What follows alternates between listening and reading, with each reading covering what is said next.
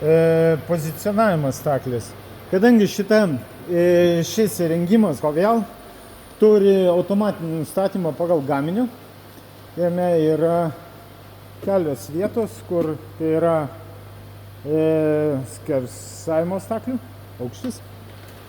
Jis nusistato pagal gaminio storį, visi kiti nusistato pagal plotį. Tai yra prispaudimas, matom, pneumatinis pozicionavimo, liniuotė, kuri nukreipia į grandinių plotis.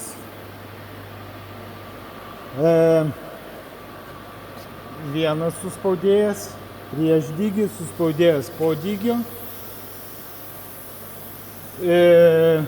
Atrama prie pjūklo ir nukrovimo laikikliai. Žiūrim. Visą šitą paaiškinsiu su pneumatikos. Geriausiai matosi ir štai šituo mazgu. Pasiemam analogas pneumo. Taip. Atsidarome. Matom. Tikslas 150, pas mus lenta buvo 150. Ir ką mes čia turim? Yra analogas. Analogas suformuojamas taip. Yra potenciometras precizinis, pritaisytas pozicionuojamam įrenginyje. Po to yra blokas, kuris formuoja iš potenciometro varžos srovinį signalą. Srovinis signalas ateina pas mus į valdiklį. Jį turime skaitmeninę reikšmę čia, analogas. Čia adresas užrašytas valdiklyje. Tada pozicionuojam taip.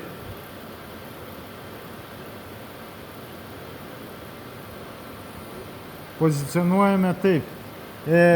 Važiuojam į maksimalią reikšmę, įsirašom analogą maksimalų, važiuojam į minimalį, įsirašom analogą minimalų, įsirašom matmenį, kuris atitinka analogą minimalų ir įsirašom analoginę reikšmę, kuri atitinka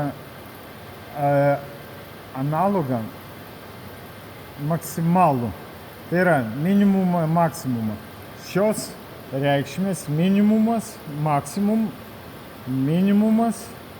maksimumas turi būti įrašytos esant tam pačiam pozicionavimo momentui.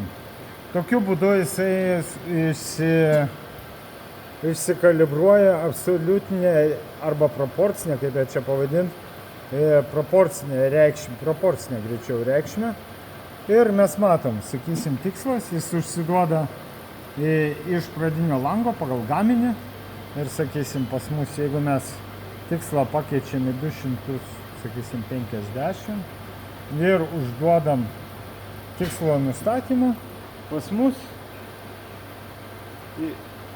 kyla į 250.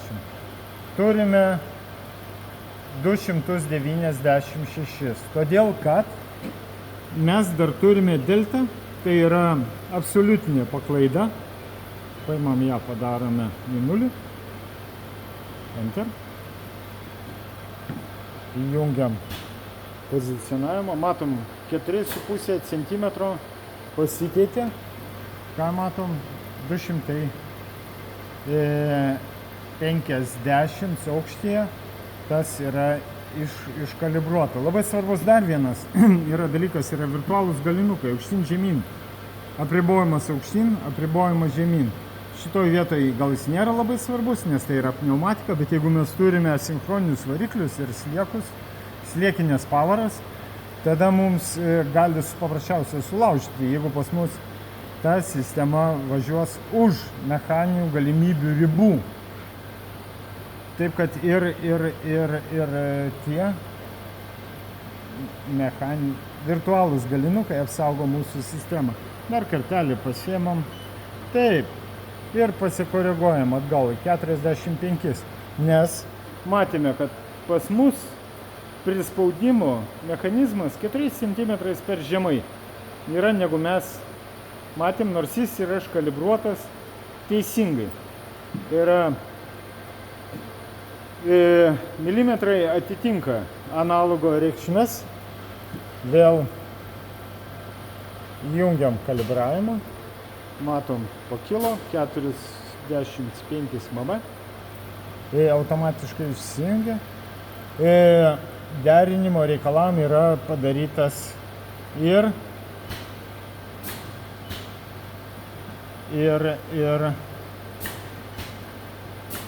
pažiūrim, kaip čia atrodo. Mes galim judinti tą pavarą. Taip. Pagal mūsų norus. Minimalias, maksimalias reikšmės ir taip toliau. Tai va, tai tiek apie analogus.